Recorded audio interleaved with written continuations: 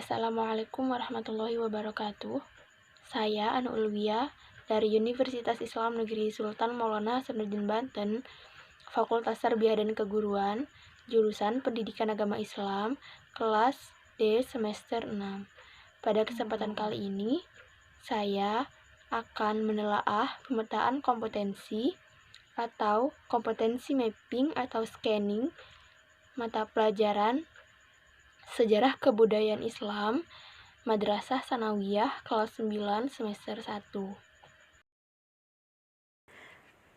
Pengertian kompetensi inti. Kompetensi inti merupakan terjemahan atau operasionalisasi SKL dalam bentuk kualitas yang harus dimiliki oleh mereka yang telah menyelesaikan pendidikan pada satuan pendidikan tertentu atau jenjang pendidikan tertentu. Nah, kompetensi inti ini dikelompokkan ke dalam aspek, yaitu aspek sikap, pengetahuan, dan keterampilan, baik itu keterampilan afektif, kognitif, dan psikomotor, yang harus dipelajari peserta didik untuk suatu jenjang sekolah, kelas, dan mata pelajaran. Pengertian kompetensi dasar.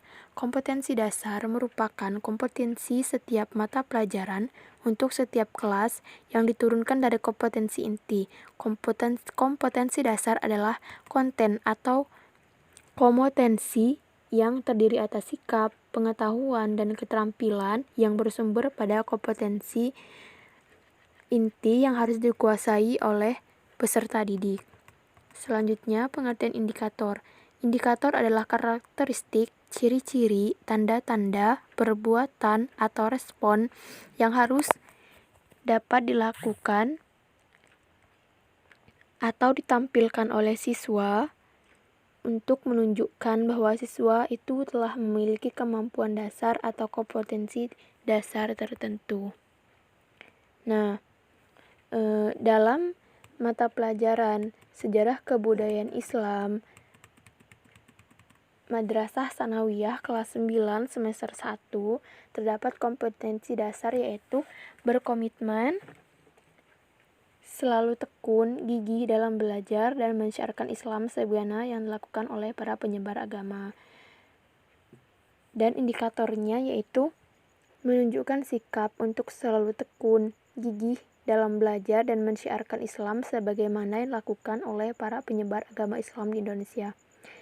Selanjutnya ada mengidentifikasi sejarah masuknya Islam di Nusantara melalui perdagangan, sosial, dan pengajaran.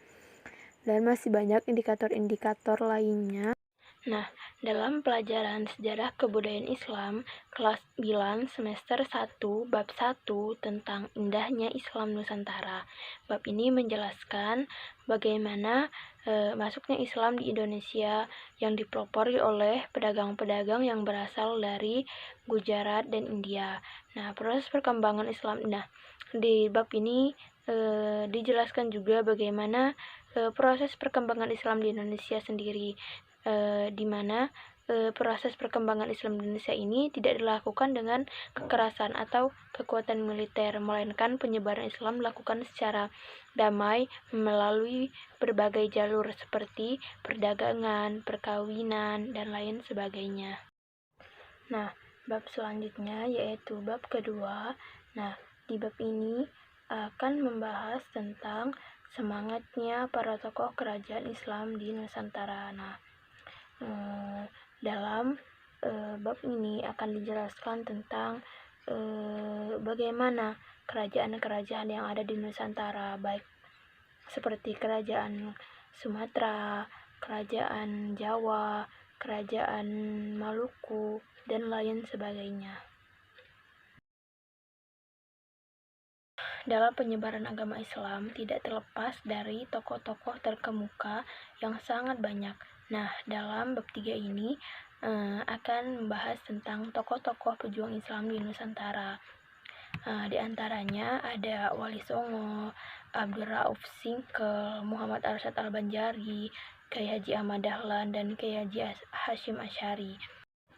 Nah, selanjutnya yaitu bab yang terakhir, yaitu bab yang keempat. Nah, dalam bab ini membahas tentang menariknya Islam Nusantara. Nah, Di dalam bab ini akan dijelaskan bagaimana Nusantara itu terdapat berbagai tradisi dan budaya, yang dimana tradisi dan budaya ini dijadikan para ulama-ulama untuk menyebarkan agama Islam itu sendiri. Selanjutnya yaitu langkah-langkah pembelajaran. Pada pertemuan pertama, dalam langkah-langkah pembelajaran ada kegiatan pendahuluan. Dalam kegiatan pendahuluan ini, guru memberikan orientasi atau melakukan pembukaan dengan salam, pembuka, dan berdoa untuk memulai pembelajaran. Kemudian, guru memeriksa kehadiran peserta didik sebagai sikap disiplin. Yang kedua ada persepsi, yaitu mengaitkan materi atau tema atau kegiatan pembelajaran yang akan dilakukan dengan pengalaman peserta didik dengan materi atau tema kegiatan sebelumnya. Selanjutnya ada motivasi, yaitu memberikan gambaran tentang manfaat mempelajari pelajaran yang akan dipelajari. Selanjutnya ada pemberian acuan, yaitu guru memberitahukan materi pelajaran yang akan dibahas pada pertemuan saat itu. Selanjutnya ada kegiatan inti. Dalam kegiatan inti ini, seorang guru memberikan stimulation atau stimulasi pemberian rangsangan, yang dimana peserta didik diberi motivasi atau rangsangan untuk memusatkan perhatian pada topik dengan cara yaitu melihat. Guru menayangkan gambar atau foto yang sesuai dengan materi yang akan dipelajari. Yang kedua yaitu mengamati foto atau materi yang akan dipelajari. Selanjutnya membaca materi, mendengar, dan menyimak. Selanjutnya yaitu ada statement atau pertanyaan identifikasi atau identifikasi masalah.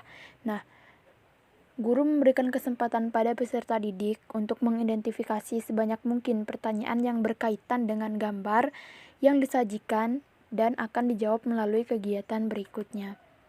Selanjutnya ada pengumpulan data. Nah, pada pengumpulan data ini, peserta didik mengumpulkan informasi yang relevan untuk menjawab pertanyaan yang telah diidentifikasi melalui kegiatan, baik itu mengamati objek atau kajian, wawancara dengan narasumber, dan sebagainya. Nah, untuk kegiatan yang terakhir yaitu penutup. Untuk penutup, peserta didik membuat resume dengan bimbingan guru tentang poin-poin penting yang muncul dalam kegiatan pembelajaran yang baru dilakukan. Nah, sedangkan untuk guru, yaitu guru memeriksa pekerjaan siswa yang selesai langsung diperiksa. Peserta didik yang selesai mengerjakan proyek dengan benar diberi paraf serta diberi nomor urut peringkat untuk penilaian proyek. Terus, guru juga harus memberikan penghargaan kepada kelompok yang memiliki kinerja dan kerjasama yang baik. Nah, begitupun dengan pertemuan yang kedua, ketiga, dan seterusnya.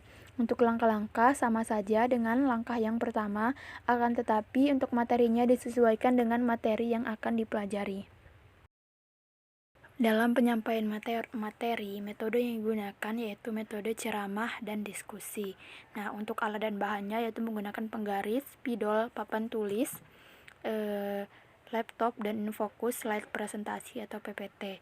Nah, sumber belajar yang digunakan yaitu buku siswa sejarah kebudayaan Islam kelas 9 Kemenag, buku guru sejarah kebudayaan Islam kelas 9 Kemenag, ensiklopedia atau buku referensi lainnya, dan multimedia atau interaktif dan internet. Nah, mungkin itu saja pemaparan dari saya. Mohon maklum apabila banyak kesalahan dan kekurangan dalam pemaparan saya. Akhir kalam, wassalamualaikum.